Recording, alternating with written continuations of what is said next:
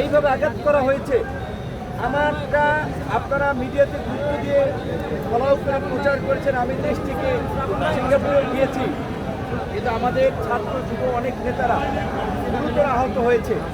আমার নাকের দিকে তাকা দেখবেন, আমার ডান নাক, এই নাকের ডান সাইড থেকে বাঁকা, কারণ এই ফ্র্যাকচারের কারণে প্লাস এখানে ডেভিয়েশন আছে।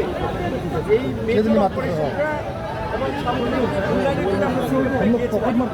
একটা বলেছে এইটা প্রথম 1 সপ্তাহ, ঘটনার 1.5 সপ্তাহ পরে করতে হবে, 4 মাস পরে তারা জানুয়ারিতে ডেট দিয়েছে।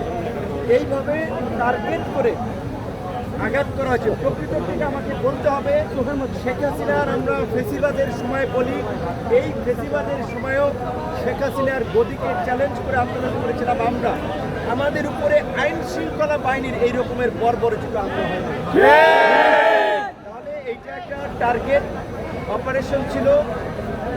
আমাদেরকে টার্গেট করে অন্যদেরকে মেসেজ দেওয়ার জন্য এই হামলা পরিচালিত হয়েছে।